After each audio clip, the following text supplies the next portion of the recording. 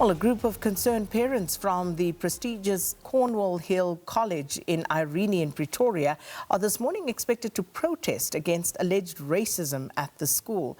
Now, they're also accusing the school of not doing enough to ensure that there is transformation and diversity. Gauteng Education MEC Panyaza Lesufi is also expected to visit the school this morning, this in a bid to find a solution to the impasse between the school and some parents. For more on this, let's cross now to SABC reporter Patricia Visagie, who is outside the Cornwall Hill College. Patricia, good morning. Of course, the protest action expected today by parents, have they started arriving as yet?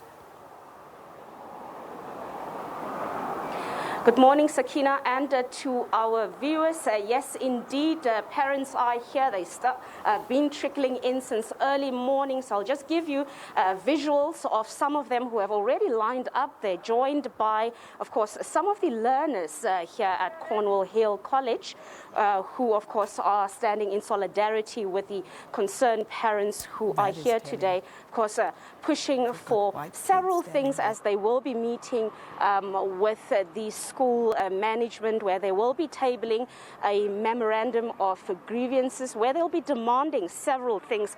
Now, Sakina, at the heart of this is, of course, in particular, black parents who feel that the black pupils at the school are being suppressed. They are experiencing discrimination. And of course, the other issue that is of paramount importance here is the parents are saying that there is no transformation.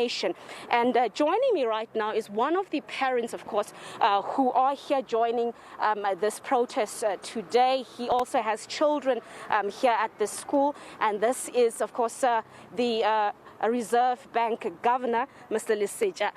Thank you so much for joining us. In a nutshell, we've heard the complaints over the months from various parents, and today you guys have mobilized. You are here demanding.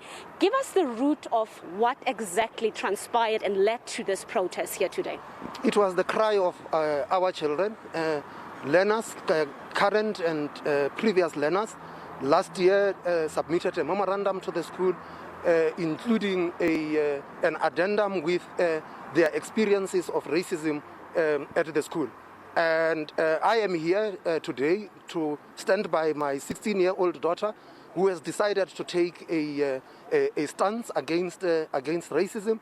She had been a victim of racism at the school previously.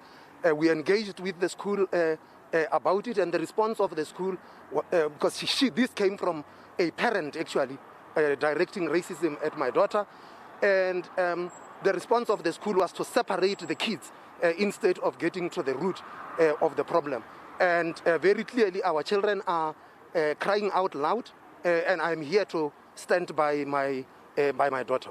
Just share with our viewers, when you talk about the allegations of racism that your daughter experienced, what type of experience was it? Well, it was basically a threat from a parent who said that to us, we can see you guys are different. And so what do you mean you guys are different? And she just happened to be friends with a white girl in the school. And it looks like the mother didn't approve of the friendship and sent a very threatening SMS to my wife, which I would not repeat here. I don't think that it is worth repeating. And the response of the school was to separate the kids from the class. But at the heart of it is that this is a school which was created after democracy came in, and it is a school which it looks like there is a practice of keeping the number of black learners to no more than 25%, because that has been the constant over the years. It's a school with 66 teachers. There are only 5 black teachers out of the 66, and those teachers are concentrated in the teaching of the African language, in this case Sepedi. And the response of the school again was, well, we are getting black interns. More than 20 years into our democracy, and the only way in which you could get black teachers is through an internship program.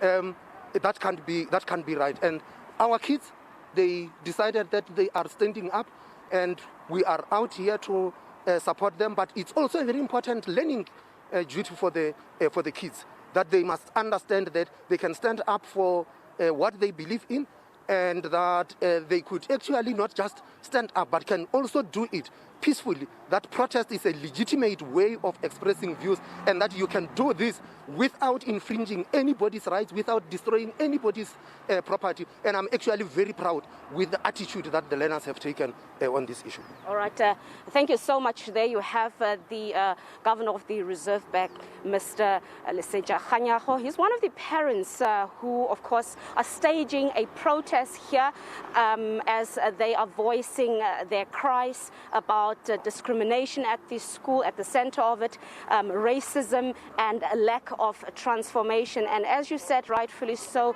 earlier, Sakina, that the MEC for Education in Gauteng will be here perhaps at around 7 o'clock to try and get to the bottom of this and see how can this impasse be resolved. Just to give you quick, before we hand back to studio, just to show you here, the numbers are busy swelling up. We're seeing more learners, we're seeing more parents joining this particular protest here. Of course, you would understand that there are rules. One is that the COVID-19 protocols must be respected. Secondly, academic activity must not be disrupted. That is the agreement for this protest to take place. Sakina, I think for now we'll leave it at there. We'll come back a little bit later with more updates. Thank you so much, Patricia Visagie. Powerful messages there by the learners. I am not my skin.